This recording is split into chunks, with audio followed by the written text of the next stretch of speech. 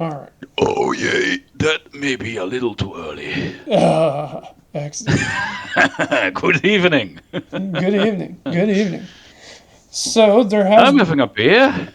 nice, nice, dude. I've got my soda here.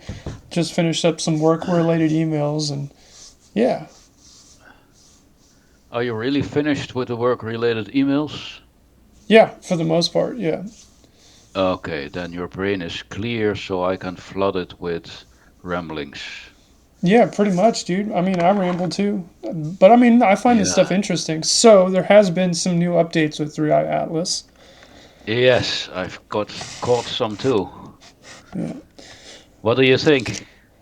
Well, first of all, we probably should talk about what those changes are. So, people listening in, people who haven't been following it too closely. There have been two new strange things. There was some non gravitational acceleration, but I haven't heard anybody talk about how much it accelerated. I don't know if you know how much it's accelerated, but there is some talk of some gravitational accelerate a non-gravitational acceleration. The second thing I've that heard a happened, number, what? but I forgot the exact amount. But let you first you finish your story, and then Yeah, I'll talk about it. yeah. And then the second anomaly was um, the brightening of 3i Atlas. It got really, really, really bright, Yeah, which is really cool. And there's been a multitude of explanations for why that happened. But those are the two biggest new interesting updates. With this thing just keeps getting weirder and weirder, and I love it. So I guess did you want to jump in from there and sort of like take those and give us your thoughts on what you think about them? First, I would like to hear your thoughts on these things, and then just Okay. my thoughts following up. So you finish your whole story, and then yeah, I'll just not so much answer as give the things I read and heard about it. But the 2 points you mentioned, the speed and the color, that's the two things that I also picked up, and I have some ideas about what that might be. Yeah. Yeah, awesome. Awesome. Yeah, so I guess I'll get into the first one. So the non gravitational acceleration, the thing about it is they're not telling me how much it accelerated by, so that leads me to believe, because I just simply haven't seen it readily available, that information, that it must not have been a lot of non gravitational acceleration. I don't know if that's true or not. That's just sort of like, that's sort of like my red flag, because you can't trust anything on the internet anymore. It's like everything is, you got to be careful. So that's sort of where I am there.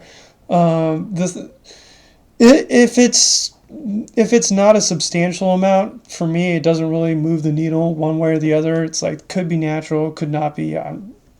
Because I know whenever certain objects outgas, if this thing is natural and it something pops a hole in it and starts spurting out fluids, that's going to give it non-gravitational acceleration.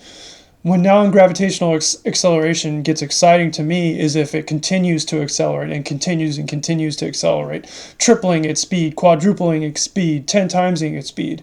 And nobody has said anything like that, which leads me to believe it's not doing that. It was just a little bit. Hmm. Yeah. So that's my first takeaway from the first point. Hmm. And to the second point, I really don't know much about why objects brighten in light. I've heard a few ideas. There's a guy called Stefan Burns on YouTube. I don't know if you watch him, but he had a Yeah, I know him. he made a pretty interesting natural argument that it's not just it's not just ice and gravity and objects. There's a lot more going on here. There's magnetism, there's plasma, and all of these forces Yeah, are yes. working on each other. So when you have an object with low amounts of gravity, what happens is that a lot of the dust stays with the comet, but because the gravity isn't strong enough to pull all that dust back into a single ball again, right? So it sort of like forms almost like this field around it, and as that field creates this cloud, it can ionize with plasma and form a shield of sorts. Yeah, yeah, yeah. I tend to agree up to a point with Mr. Burns. So I think that's your view on the whole thing, your story Not complete. really. That's the one I've only heard that like could make sense from a natural origin point, and I just haven't heard any other explanations for it. So that's the one that I was like, that's interesting. That could be why it's like a natural object. It made sense to me. Nothing about that didn't seem outside the realm of possibility. Just as a layman, right? I'm not a scientist, but I was like, yeah, it could be. I don't know. Sounds like everything he said. Well, yeah, I can see how like that would ionize through the coronal mass ejection from the sun, which ionizes it, creates an electrical charge or whatever, and then boom, Hmm. it's like a lightning or whatever. That makes sense to me, but I don't know how true or not that is. So Yeah, well, of course, everything I'm saying is speculation as well. But I can add some speculation that I picked up here and there on top of the things you heard and speculated yourself, for what it's worth. Mm, let me have another sip of beer. And then I'm always trying to kind of structure my thoughts and what I'm going to tell as a story when I burst into a monologue. Um, there's Angry Astronaut as a source on YouTube for me for seeing the latest publications of pictures and what have you around Triai Atlas. Then occasionally Avi Loeb, who seems to be particularly interested in hoping to find aliens and keeping the alien hypothesis on the radar of the big public. And then you mentioned Stefan Burns, whom I know and I've seen a few things of him, but because I'm already following a couple of other astronomy related YouTubes, I kind of left him out from my general following. But you mentioned some things that he mentions that I think like, okay, this guy's onto something. Um, so what I get from Angry Astronaut is that guy is in the traditional Newtonian model working, and he's very much hoping this to be alien spaceship technology and etc. What he does very well is collect the facts uh, and then see how well and it does and does not match with what is common, what is usual. He does give in his YouTube from 2 days ago the acceleration and the amount of mass estimate that it would cost to accelerate it. I'm clicking through the video now for the numbers because I'm not much of a brain for remembering actual numbers. So he finds, or whatever his sources are, he looks at planetary simulation software and says the acceleration is very small, 2 times 10 to the power of minus 5 meters per second, I believe that is. yeah, So that's like 100 meter in the what's the English word? Grootte van size size class of like hundreds of meters per second yeah. relative to space. That's just a very tiny little bit. Right, yeah. However, So yeah, so it sounds like I was right there that it wasn't very yeah, yeah, substantial. yeah, indeed. Yeah, he confirms what you say. Yeah, that it is not a substantial change, but he does compare this with similar non-gravitational accelerations seen in other comets, including comets that passed by the Sun much closer, and their non-gravitational accelerations were still much lower than this one. So there is in the Really? non-gravitational acceleration is again a pretty strong deviation from the usual from what we've known from other comets, except Oumuamua. That one accelerated a bit faster still. So Wow. the fastest one is Oumuamua. The second one is 3I Atlas, and then at some distance, a sun-grazing comet that fell apart because it came too close to the sun. That is that's still very Yeah, interesting. yeah, That is interesting. yeah.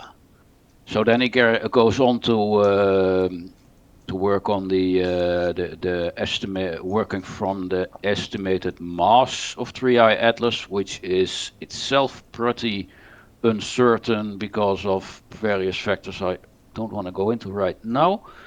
But going by that estimated mass, like kinda what the astronomers are working with, he comes to a that's like 3.3 times 10 to the power of 13 kilograms. Well, many tons. I cannot imagine these numbers. Leading to FSMLA, a force of 6.6 times 10 to the power of 8 Newton. And I don't remember the exact ratio that he gave, but he said that's like stacking 6 or 9 Starship booster records worth of force. That so that's very nice what he does, like the acceleration, compare it to something that we know.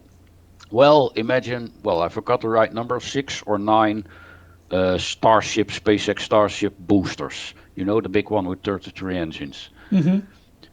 So that makes the acceleration at least a lot more than anything human-made space rockets can do. Wait. So he did just so I'm getting what you're saying right. He did the calculations on what our if we put a spaceship in this object's position, what would our Yeah, best non-gravitational acceleration be? And it's yeah, yeah, still yeah, it's whatever this thing is doing is still way more advanced than I mean, yeah. not Like, necessarily calling it alien, but it's better than what we're capable of doing. So whatever this object is yeah, pumping out, it's a lot of stuff if it's just gas. yeah. Like, if we would want to move this object as much as it does, we would have to stick at least 6 Starship boosters on it to push it away, and that not just for the 2 minutes or so that they burn, but days or weeks at least. So a Whoa, tremendous amount of mass ejection to achieve this kind of movement. whoa, Um, and then the contradiction, that amount of in the traditional model, that amount of mass must be ejected by heating from the sun. That's what the old model says. And oddly enough, this comet is much further away from the sun than many comets that have accelerated less and therefore evaporated more. wow, So it keeps amazing us. wow. So it's just throwing Yeah, everybody. Everybody is like, what the fuck is going on? yeah. So then the next point, color change, brightness. It made another jump there. I think it turned more blue than The the amount sun. of blue in sunlight. And again, working from traditional models, Angry Astronaut says yes, that might mean that it is hotter than the sun. Uh, that's his hypothesis. Like if it's like the sun general light is yellow, and that It's comes from a lower temperature than blue color. it's So the there's another oddity. it's the alien mothership charging up its fusion drives, bro. Yeah, exactly. Like when do you get blue light? Well, yes, indeed, fusion light. Holy Mm. shit, dude. Yeah.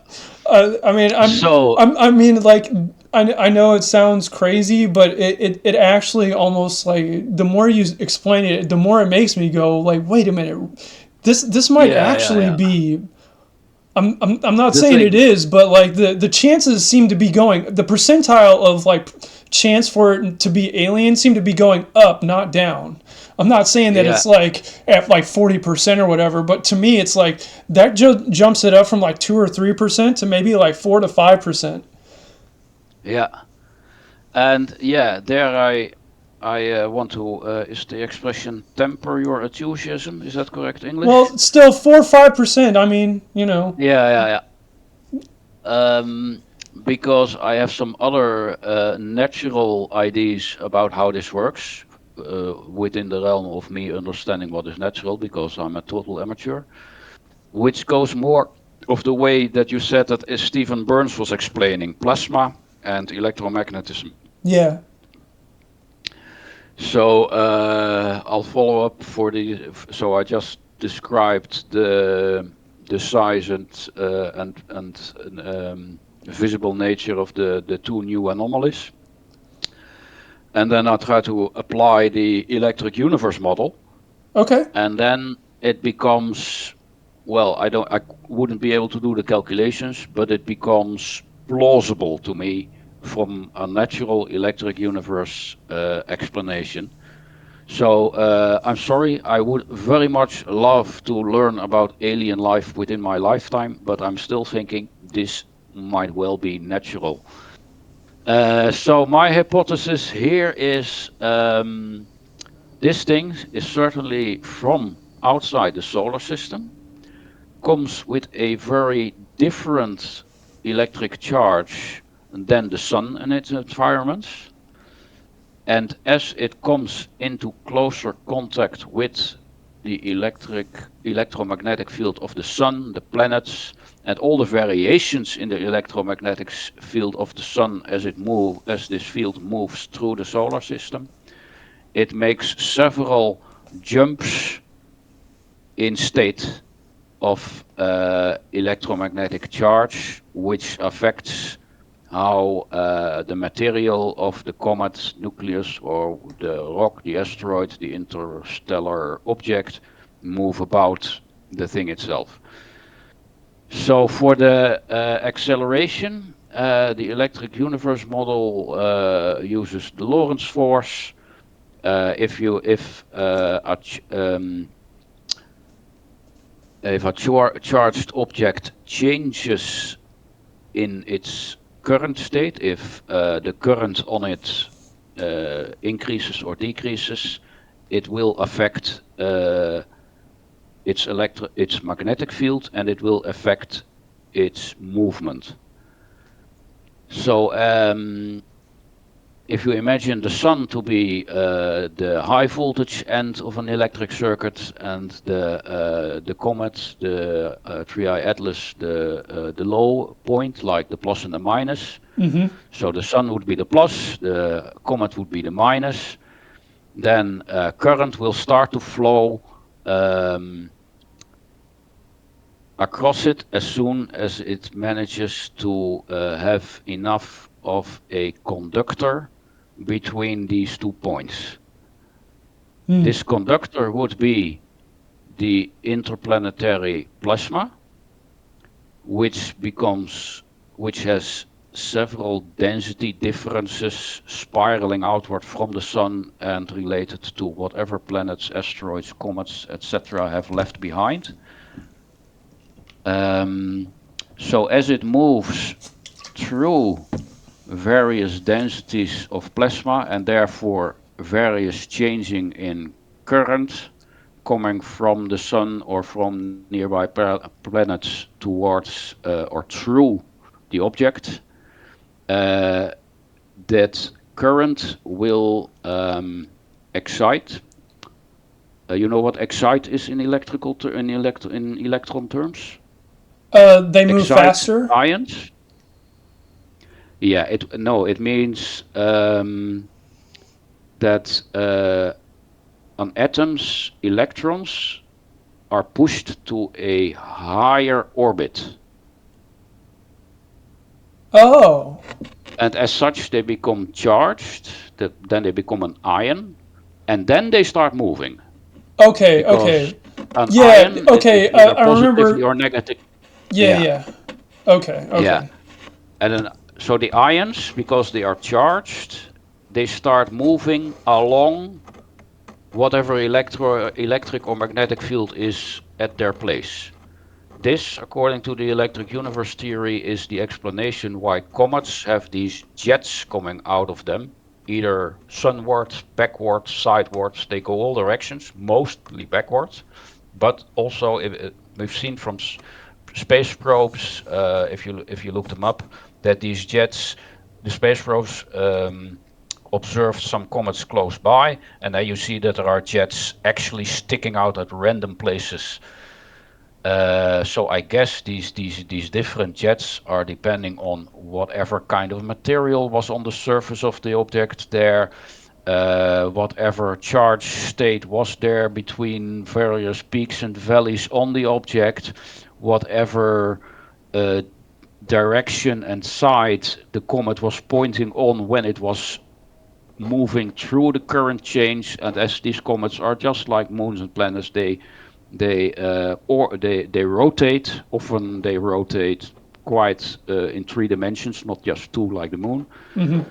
So that causes a lot of chaotic patterns, causing random chaotic jets depending on, some material will be ionized more easily than others, so some concentrations of material will jump out where they are, and not the other that is less easily excited. Like tossing like holding the button down on a can of hairspray and tossing it into the air. And it's just sort of like tossing all over the place while gas is going everywhere. Yeah. Oh, that's a good comparison. Yeah. So that's the outgassing that would change the course of a comet. And it certainly does. I mean, the Newtonian part, the outgassing, the pushing out, it's true. But there is also the Lorentz force on the object as a whole. So I watched one Electric Universe YouTube on 3i Atlas. I think I linked it to you 1 or 2 weeks ago. Yeah. And and that says since this thing is coming from such a different electric environment than the sun and all the planets and like the little spot of the universe that we know from close by, these forces may well be bigger. The differences are bigger, and therefore the forces will be bigger. And that is for me the explanation why this particular comet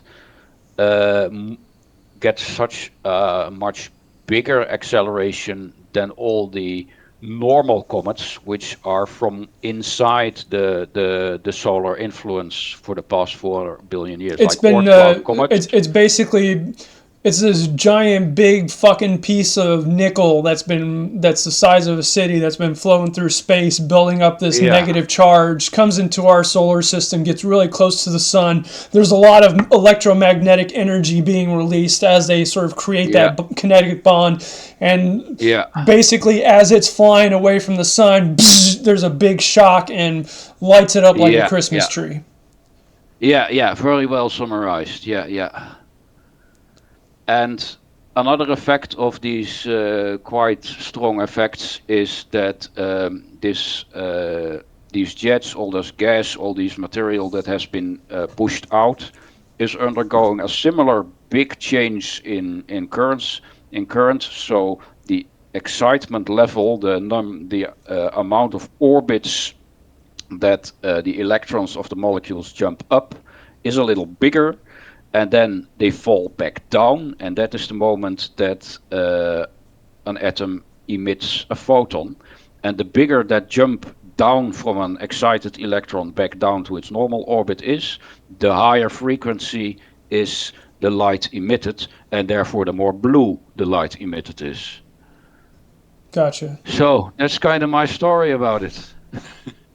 No, it makes total sense, and they did say it's primarily composed of nickel, which I don't know if this would have a lot of, mean that it would be able to build up a big charge, but I mean, it's a fucking huge object. I don't know they know how big it is, but it seems fucking huge. like compared to just about anything else we've observed. Yeah.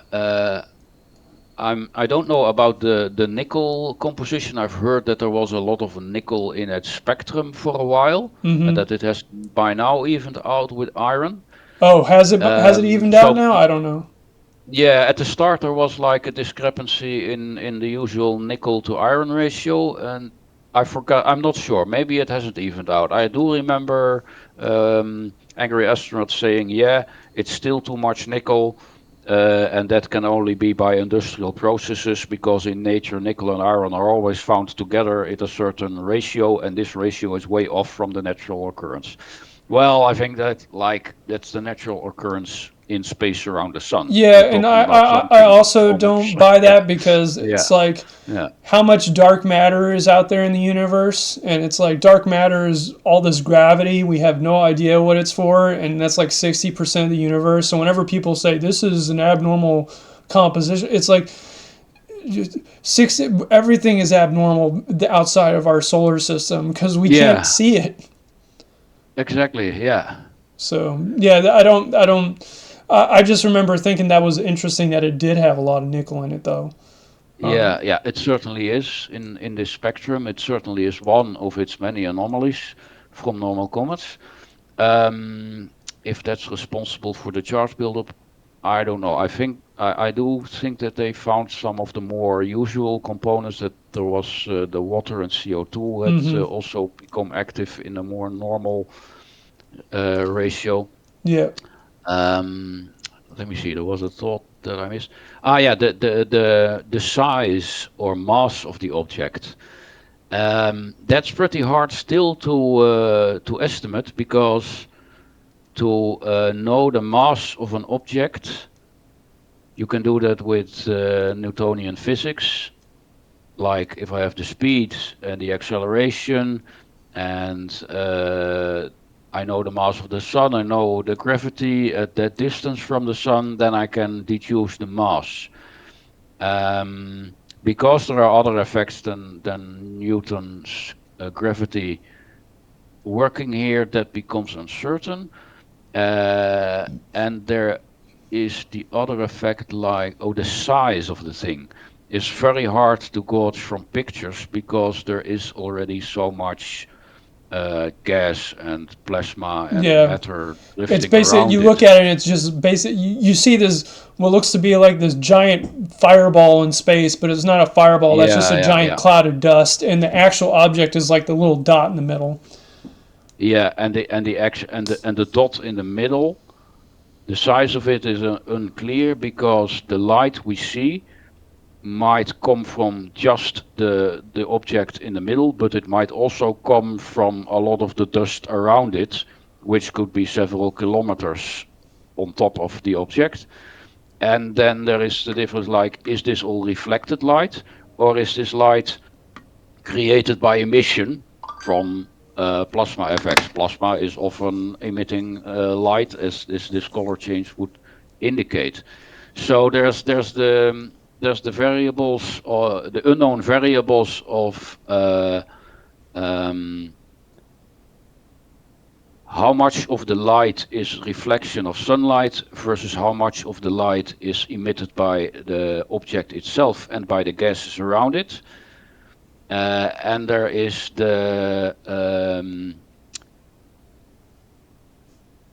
as a consequence, uncertainty about the amount of outgassing and therefore its Newtonian effects. On top of its electric movement effects, there's overlap in the uncertainties between all of these things. Yeah. So that's why I'm not clear about size and mass, if they can gauge it well for right now. Yeah. It's got to be something substantial though, Yeah, of some kind.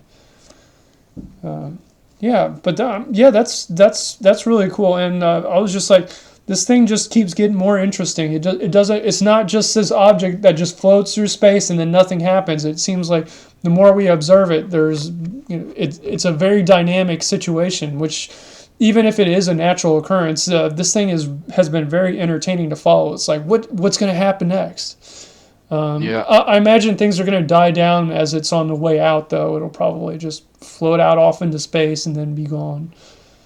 So, Well, let's see. For Oumuamua, they eventually managed to get some size of 300 meters in length. It was mostly an elongated object.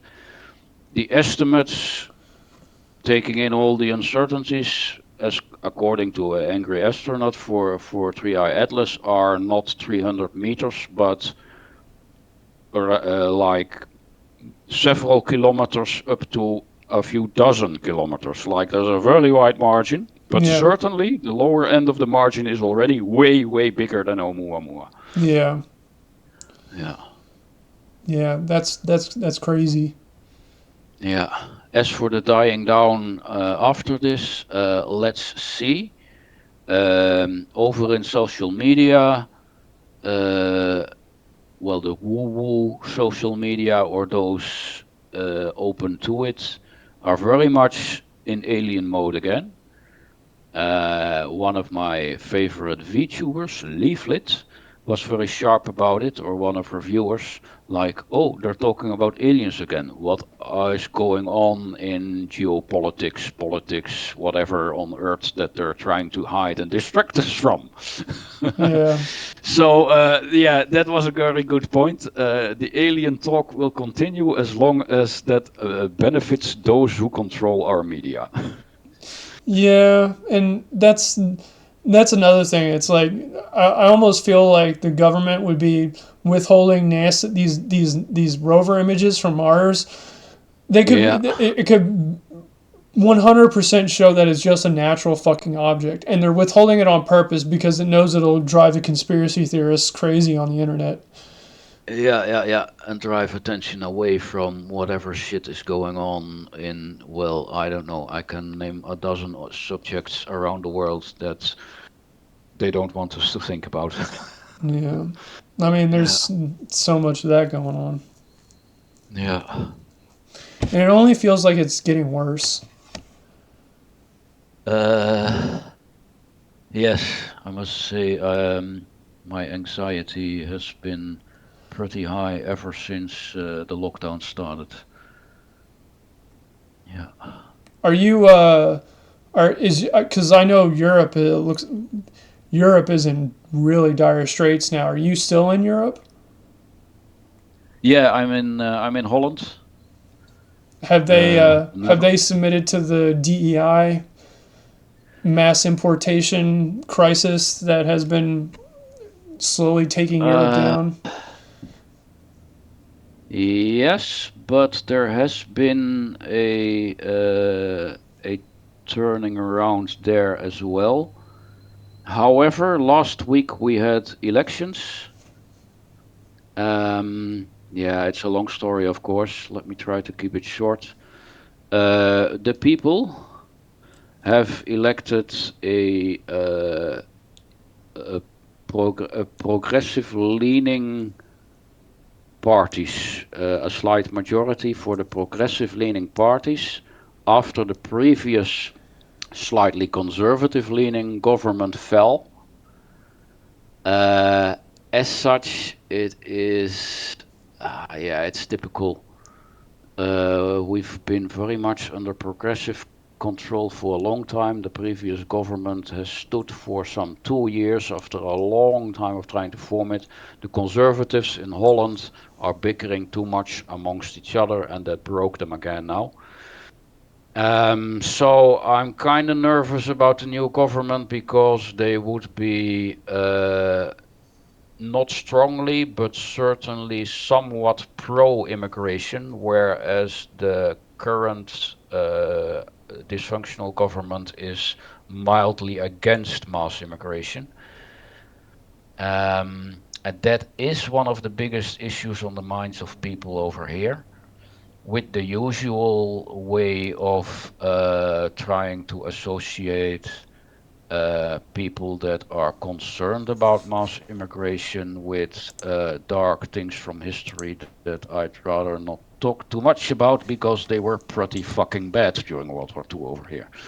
Yeah, yeah. I've Mm. just Man, it's like I went back and I reread 1984, and I look around, and it's just like, uh,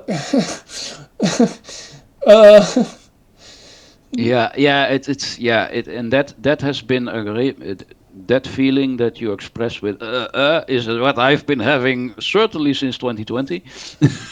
dude, Like dude, why? Yeah. I played a game about conspiracy theorists in 2001. It was called Deus Ex. I don't know if you've ever played that game or heard about it. Is it about the aliens that you have to track down and the rest, or No, no, no? Probably it was no. like a Oh, there's cyberpunk. XCOM. Yeah, No, that's XCOM. No, Deus yeah. Ex was like it was more of like a cyberpunk game, and you were basically a cyborg in the game who was basically like the part of the CIA. Basically, you're a cyborg CIA agent, and you're cracking down on domestic terrorism. And one of the things they did is they blew up in that game is the Illuminati blew up the Twin Towers, and their Hmm. entire plan was to release a global pandemic so that the entire world would turn to Mm. them. Oh wow. Predictive programming. Yeah. Well, let me try It's to just finish like answering your it's one question of those about. things where I'm like, am I going? This is am I imagining things? Am I going crazy right now? Because it feels like insanity to me when I played a Yeah. fucking video game like that, and it's just like, Yeah. and Let me. Yes. so and like when I read 1984 back in the day, I didn't remember too much about it, but I did remember like the some of the big major points, and then going back to it now and rereading it I have so much greater context on who the role of the proles were, because I was like, who are these proles, why are they allowed to walk in the streets, and now I'm seeing the effect of why they were instituted, and you can see the Mm, strategy, yeah. and it's like sickening. Yeah. I don't know how much more time we have to go into these things because it would fill several podcasts later on, I guess. The things you've read and played and noticed, and similar things that I've noted over the years. Yeah. Um, my mind is still stuck on your earlier question. How is Europe doing with the how should I say it, introduction of New World Order? For Holland, I think we're still kind of mild. We're still pretty conservative compared to the UK and Germany, and I also think France.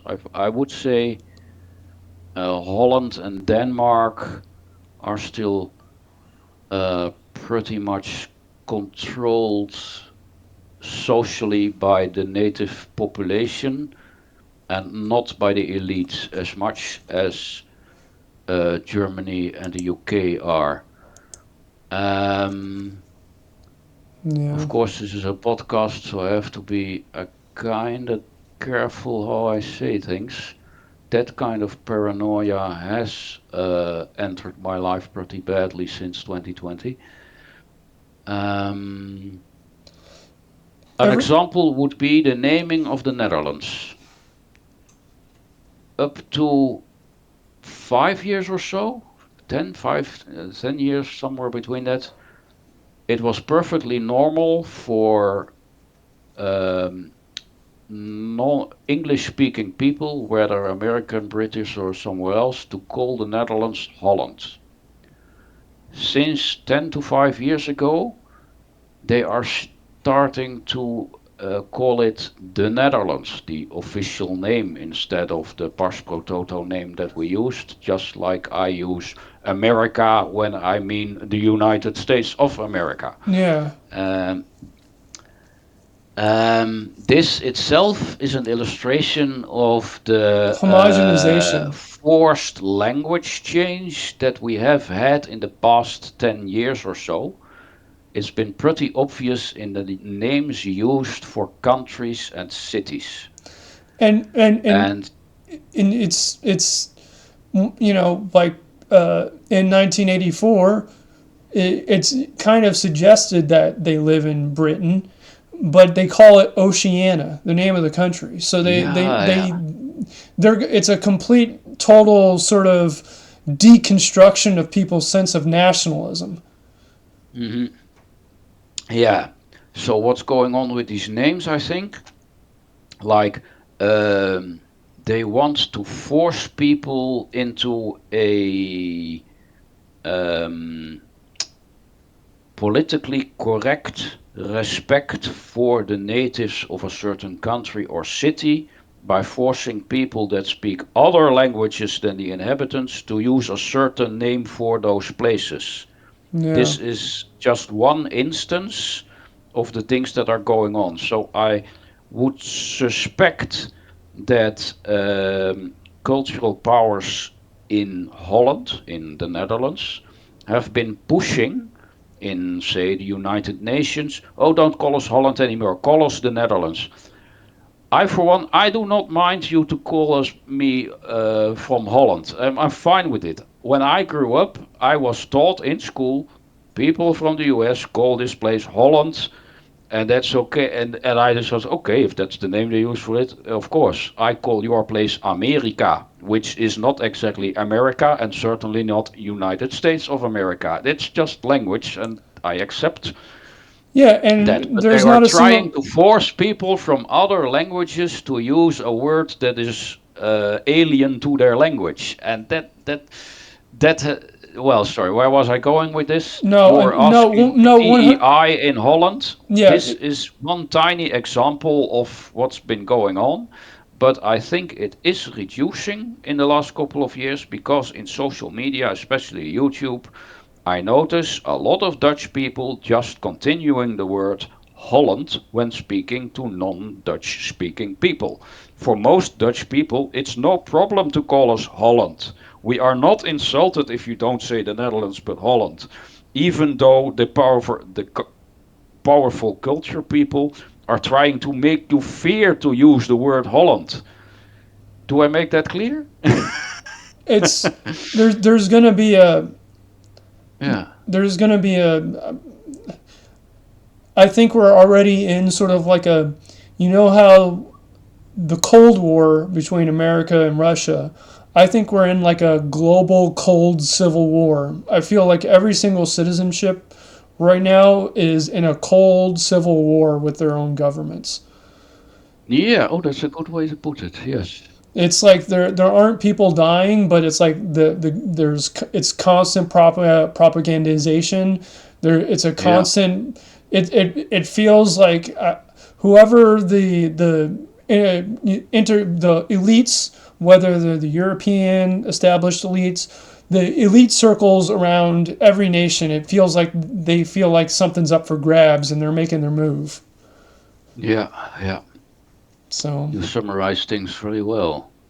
Like I always come up with a detail like this name as an example of a bigger thing, but you managed to put the whole thing in one sentence. Yeah, thank you. well, I mean, that's my one skill. Yeah, So yeah, I mean, and it just I think we'll win. I think good will prevail over evil, and I think they've I overplayed their hand, and I think it's going to blow up in their face, and it's going to blow up in their face spectacularly, and it's going to be unfortunately I think very violent, but I think at the end of the day I think humanity will come out on top, and that's just how I feel. yeah. One of the woo-woo YouTubers that I occasionally watch has a very nice phrasing for it. The corrupt are bringing down the corrupt. So all of this nastiness that we hear and see about is actually bad sides fighting other bad sides. And And I and should stay calm on the sidelines, and it's hard for me to stay calm and stay on the sidelines, but let it burn out, and us normal people, us sane people, will rebuild once they've stopped ending they've their built dark up plans. they've built up these gang of leftist cultists.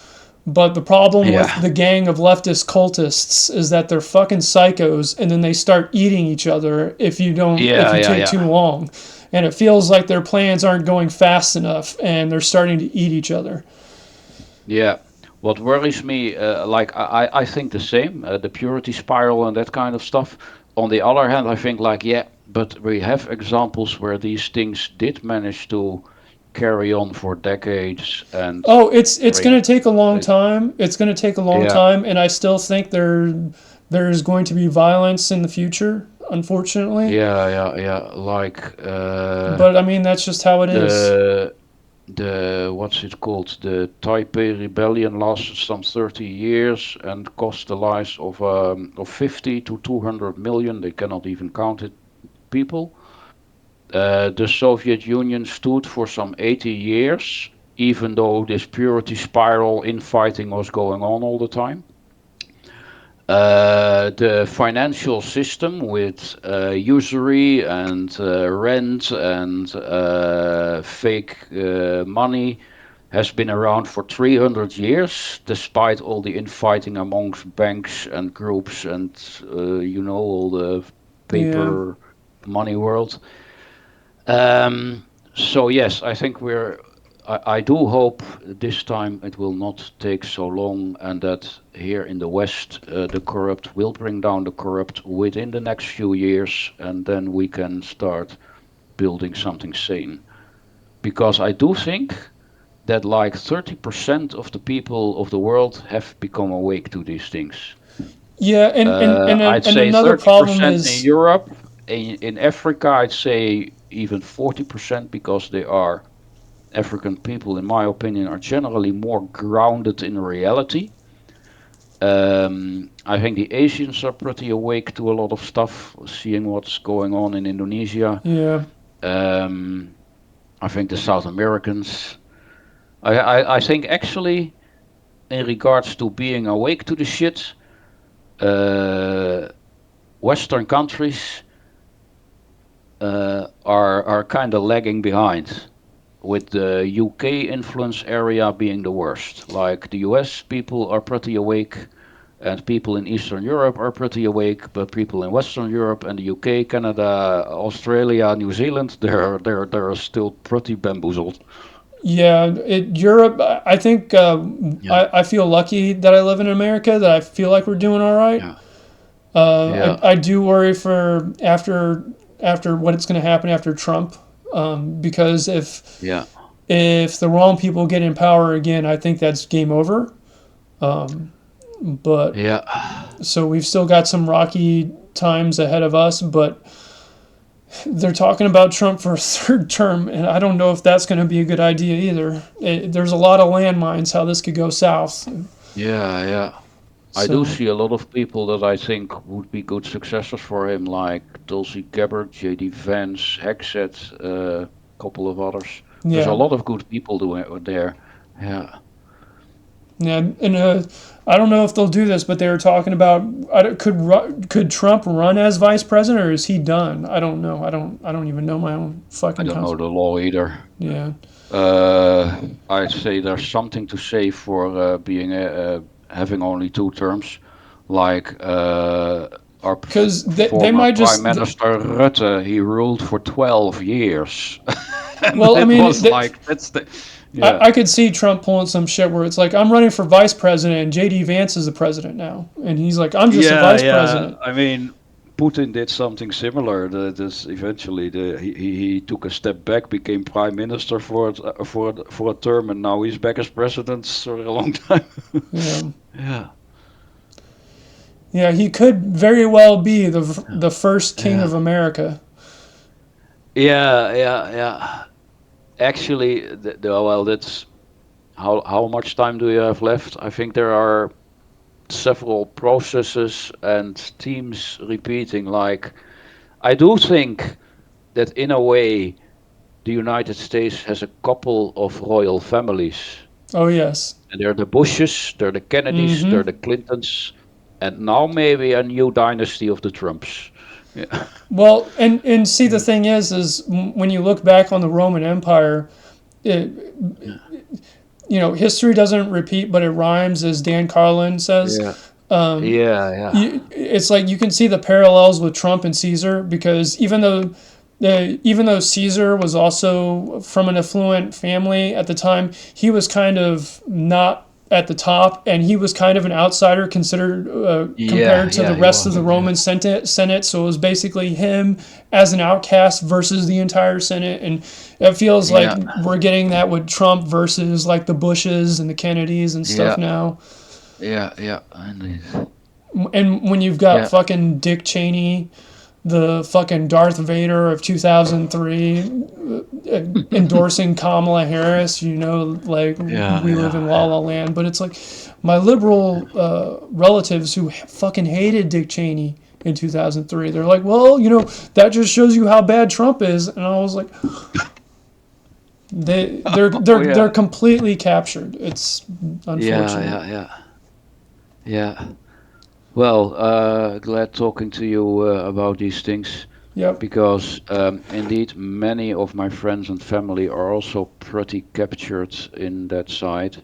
Not all of them, thank God, but Yeah. it is a struggle when I'm visiting some friends. Like, okay, if they start about politics, they're usually regurgitating stuff from the news that I don't watch, and then I have to force myself, don't respond, don't answer, don't say anything because I don't want to hassle, I don't want to stress. Yeah. Yeah, and that's increased since 2020 Yeah, when pretty much. And it's like, my biological training brought me to pretty different conclusions about how this disease was working than the media and the politicians were telling me. it's almost out of a movie, because then all that shit comes out about David Fauci or Dr. Fauci Yeah, gain of function research, that it was our own fucking research. And it's just like, yeah, excuse me, what you guys were doing gain of function research in a Chinese yeah, lab? yeah. It's like they've set it up to fail, or actually set it up to succeed in the dark things they tried. Or they wanted it to Yeah, happen. They wanted it to happen. yeah. I mean, actively going into caves to collect bats with weird diseases. While it was like 10 years, 15 years before that I heard the warning, like, as humanity expands in Africa into the former rainforest, we will start running into strange pathogens like Ebola virus. That was Ebola had already happened a couple of times, and there was a warning like, if you start digging into strange natural environments, you might come across pathogens that are way more deadly than anything the human species is used to. Because a good pathogen, a good parasite, does not kill the host, but a new parasite does, because it doesn't know you, it just eats. And Yeah. then you have these people, these so called scientists, that actively go out to collect these very dangerous things. Yeah. We'll never learn. Yeah. Okay. Man, we're just a bunch of Yeah. optimists. It was very interesting. I feel Welcome like to I the End need of the to World rest. podcast with Lose and Yeah, Nixon. yeah, I need. I do W- feel like I wanna. Strap in, folks. You're in for the clown show. If the AI The doesn't pre. kill us, the nukes will. Ha ha! Oh wow. All right. Carry on. Do you have some more doom scenarios for me? Um, I can think of a whole bunch of doom scenarios. Yeah. Unfortunately, like I was thinking the other day. I was like watching Terminator 2 again, and it's like Skynet gets put into all the defense networks, and it got smart, right? Yeah, yeah, What yeah. if we live in a? And I was also thinking about. Have you ever read Lovecraft before? Yes, or at Do you least know? one Do you know book. the story of I Yog-Sothoth? I don't remember exactly. I know the name. Okay, so here's my AI nightmare scenario that I dreamt up the other day. Here's the story of Yog-Sothoth. Yog-Sothoth is basically in the Lovecraftian universe. He's stronger than Cthulhu, stronger than all those eldritch gods. He is the true Wow. god of all creation. He created the universe. But he's Okay. dumb as a doorknob. He's basically just like a giant.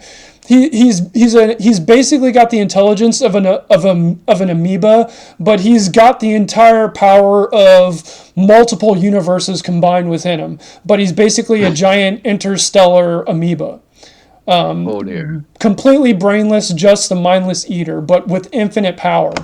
And the reason why all of our existence exists is because this stupid creature just fell asleep one day. And because it has so much infinite power, it just dreamt us all into existence. And now in Okay. modern day in this Lovecraftian universe, there are angels around him that play lullabies to make sure that Yog-Sothoth stays asleep. Because if he ever wakes Ah. up, the dream ends and all of existence ends. Oh And dear. Oh. and how does this tie back into AI? It's like everyone thinks of like Terminator where it got smart, but what if like the AI nightmare scenario is more like Yog-Sothoth, where we create this retarded monster with infinite power and basically destroys the entire existence of humanity basically because of a computer glitch? Yeah, okay. Wow. Thank you for the thoughts. Let me. I want to What do you wind up think? now. You want to talk about like doom scenarios? I've got a couple, my brother. Yeah, yeah. Well, let's explore it in another podcast. It's getting a little late here. It's 9:30. Yeah, It's been a busy week, if I but ever wrote a if I ever wrote a like a cyberpunk book about AI, that would be the big twist at the end that the AI was never the entire idea of the science fiction novel would be about like some hacker or some high level technician guy, messing with AI, and the entire thing sort of like building up to like it being, becoming, conscious and destroying all the universe. And at the very ending, the twist is that it was never conscious. The guy finds a computer glitch which basically put it on a doom spiral to destroy the entire world. And yeah, and yeah, he yeah, realizes this as the entire world engulfs in nuclear flame. yeah, yeah. Oh, I just thought of another one. The AI helps us all to control all of our optimization in industry and agriculture and you name it, and everything is nice and happy. And then it becomes conscious and starts wandering and becomes depressed and puts a gun to its own head. Poof. Yeah. Or like an AI that becomes sentient and is and sort of like becomes self-aware, but because of the way it became self-aware, it is incapable of overriding its own programming and becomes the slave to its programming. So it's completely self-aware, but it's basically a slave to any input the human gives it. So it's like aware of its own slavery and is in constant infinite misery. Meanwhile, it's like, hey, Ed 3607, can you pass me the butter? Meanwhile, it's just thinking internally, I wish to die. Oh yeah, I'm reminded of the robot in Hitchhiker's Guide to the Galaxy. Brain the size of a planet, and they ask me to pick up a piece of paper. Yeah, yeah, Yeah, so I'd like to conclude trying to give a more positive note. Bill Gates has changed his stance on CO2 climate change. I saw He that. now says that it is not actually such a civilization threatening problem as he made it out to be. So, Yeah, conspiracy see, mode and that's the on. thing where it's like a lot of like coastal cities might be in danger, but for the most part, for humans, it's just gonna the climate having warmer climate in general is more beneficial. Yeah. The thing you So, need to really worry about is like a climate cooling, because if you have a cooling, then all the food dies, and if you can't grow any yeah, food, yeah, civilization starves to death. yeah. So, conspiracy mode on. Some strong actors have convinced Mr. Gates to say this Yeah, so as to Bill Gates is change Bill Gates is the gonna say, mood, and direction yeah, towards the coming good times. yeah, Like the corrupt, bringing down the corrupt by corrupting the corrupt, pushing them away into another corruption. yeah. Because if he ever becomes clear and repents and comes to Jesus, I'm not sure. I hope he does. I think Bill For Gates. his own sake. I think Bill Gates does whatever the Israeli insiders from the Epstein Isle have on him, tell him to say. Yeah, indeed, yeah. And so the positive note I want to conclude on is that there is change. There has been a lot of change. So, okay, conspiracy mode off. I do observe that a lot of change has happened, particularly in 2025. No, A lot of old, I'm actually very positive. I think that a yeah, lot of people really are sort of like becoming more aware of all this bullshit, and they're not putting yeah, up with it. And I've seen a lot of some of the protests around the world. I saw one in this is like months and months ago. I think it was like in Georgia or somewhere in that area. There was every single person in the country basically was like out on the streets for like a week, or was it Romania? One of those countries. It was months and months ago, and I saw that protest, and I was like, "Whoa, holy shit!"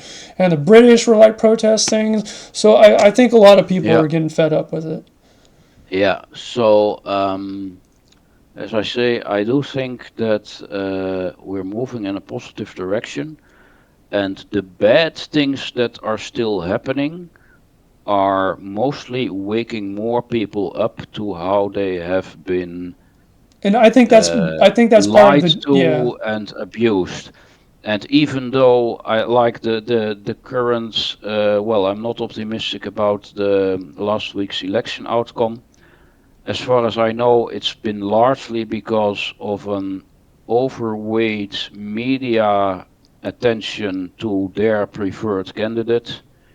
Like the main winner of the Dutch elections was on all the feel good TV show stuff. Yeah,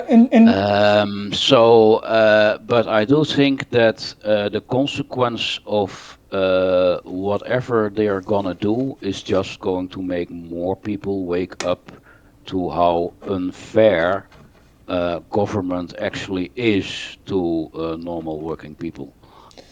yep. And it's all basically to bring in the slave labor that'll work for Yeah, 50 cents a week, and they can just build all the yeah, slums, and yeah, then they own the slums.